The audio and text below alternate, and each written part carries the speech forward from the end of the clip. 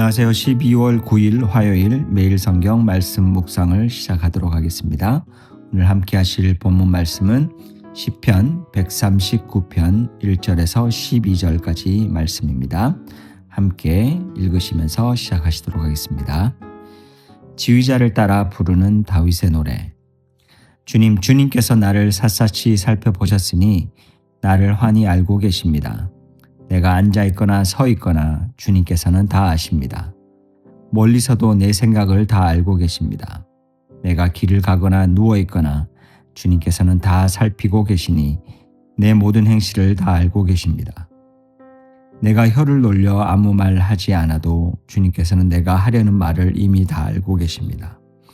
주님께서 나의 앞뒤를 두루 감싸주시고 내게 주님의 손을 얹어주셨습니다. 이 깨달음이 내게는 너무 놀랍고 너무 높아서 내가 감히 측량할 수조차 없습니다. 내가 주님의 영을 피해서 어디로 가며 주님의 얼굴을 피해서 어디로 도망치겠습니까? 내가 하늘로 올라가더라도 주님께서 거기에 계시고 수월에다 자리를 펴더라도 주님은 거기에 계십니다.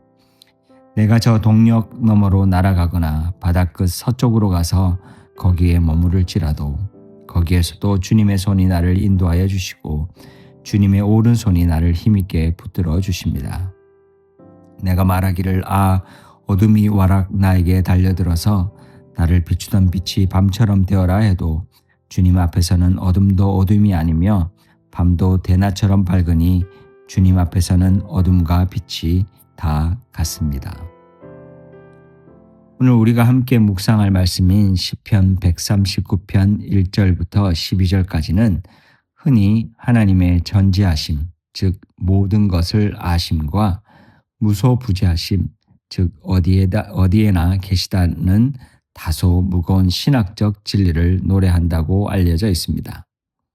언뜻 들으면 딱딱한 교리로 느껴질 수 있지만 이 시의 저자인 다윗 왕이 이 진리를 삶으로 직접 체험하고 고백했다는 사실에 우리는 깊은 감동을 받을 수 있습니다.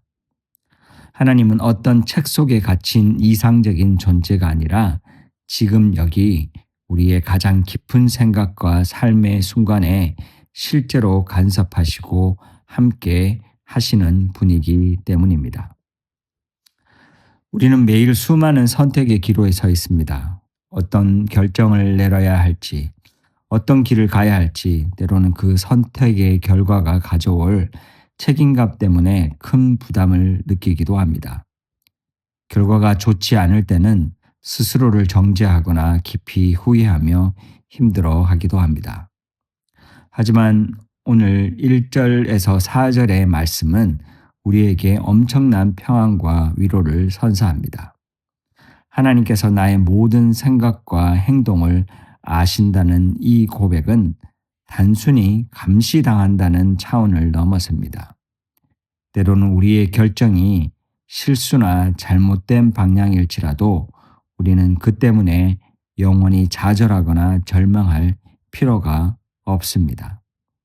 왜냐하면 그 모든 결정 과정 위에 그 결과까지도 하나님이 함께 하시고 마침내 그것을 선한 길로 인도하시는 분이 계시기 때문입니다.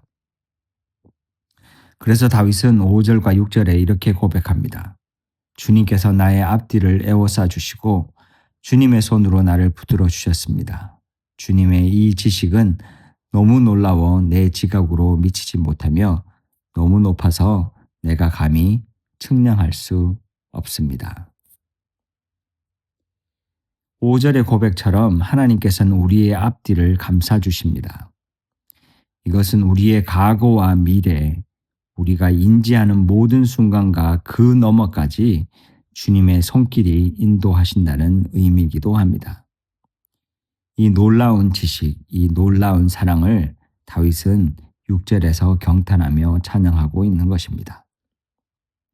물론 이 전지하신 하나님을 믿는다는 것은 우리가 아무 생각이나 노력도 하지 않은 채 하나님이 알아서 다 해주실 것이라고 방관하는 것을 의미하지는 않습니다. 오히려 정반대입니다. 나의 가장 작은 생각과 은밀한 행동의 의도까지 아시는 하나님을 경외하기에 우리는 더욱더 하나님의 나라와 뜻에 합당한 생각과 행동을 하도록 자신을 돌아보게 된다는 것입니다.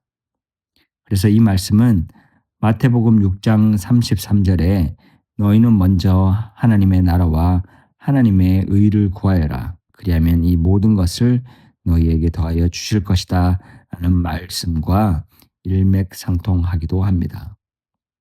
그래서 하나님을 아는 사람은 더 하나님의 뜻을 구하며 살아가게 됩니다. 그리고 하나님을 아는 지식은 우리 마음을 변화시켜 우리의 생각을 하나님의 생각에 조금씩 닮아가게 만들게 합니다. 계속해서 7절에서 12절은 모든 곳에 계시는 무소부재하신 하나님을 찬양합니다. 다윗의 삶은 참으로 기구했습니다. 어린 나이에 거인 골리앗을 쓰러뜨린 영광의 순간이 있었는가 하면 사울 왕에게 쫓겨 미친 척하지 해야 했던 생명의 위협과 고독한 광야의 시간이 있었습니다. 심지어 간음과 살인이라는 엄청난 죄악을 저질러 하나님께 버려진 것 같은 깊은 수렁에도 빠졌습니다. 그 모든 우여곡절 속에서 다윗이 깨달은 단 하나의 진리는 바로 이것이었습니다. 어떤 절망적인 상황에서도 하나님은 단 한 번도 그를 떠나지 않으셨다라는 것입니다. 우리는 흔히 복음을 오해하여 예수를 믿으면 우리의 삶에 꽃길과 봄날만 펼쳐질 것이라고 기대하기도 합니다. 세상과 비교해서 더 좋은 삶, 고통 없는 삶이 보장되리라 생각하기도 합니다. 그러나 현실은 때로 정반대일 수 있습니다. 믿음의 길은 오히려 더 어렵고 힘든 고난의 여정이 우리를 기다릴 수도 있습니다. 복음이 우리에게 분명하게 약속한 단 하나의 사실은 그 길을 우리 혼자 걷지 않을 것이라는 것입니다. 하나님은 어디든 우리와 함께 하신다라는 사실입니다. 우리가 높은 하늘에 올라가도 깊은 죽음의 수월에 내려가도 아침 햇살에 날개를 타고 끝 바다에 가도 그곳에서도 하나님은 우리를 이끄신다는 사실을 오늘도 이 말씀을 통해 우리는 깨닫게 됩니다. 그래서 다윗은 11절 12절에 이렇게 고백합니다.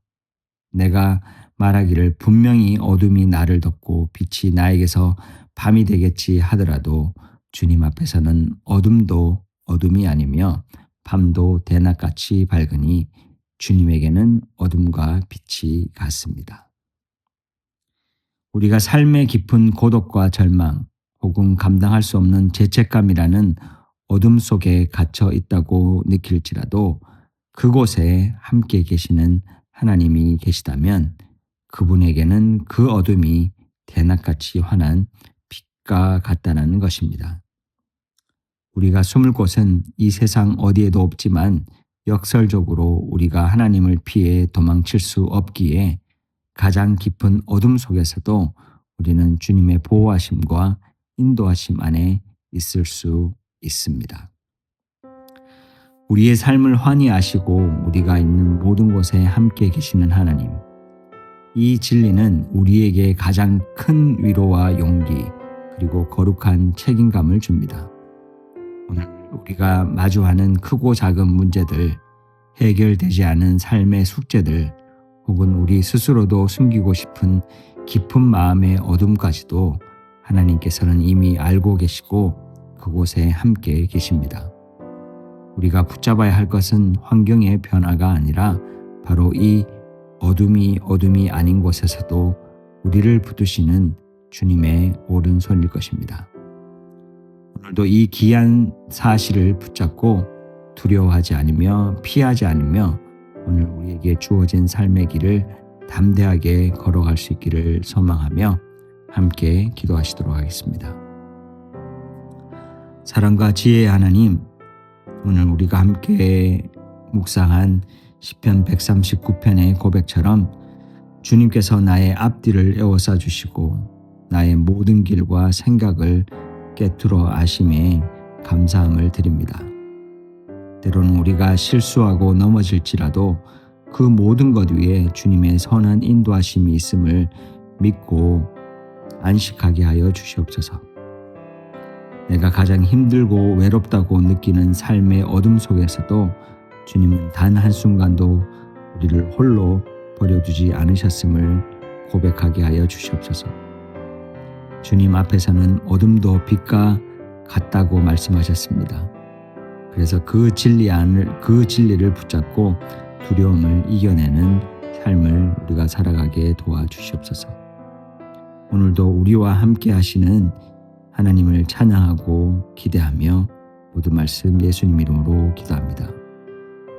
계속해서 우리 공동체 가운데 중보가 필요하신 분들 위한 기도와 이 세상을 위한 기도, 그리고 여러분의 개인적인 기도를 드리시도록 하겠습니다.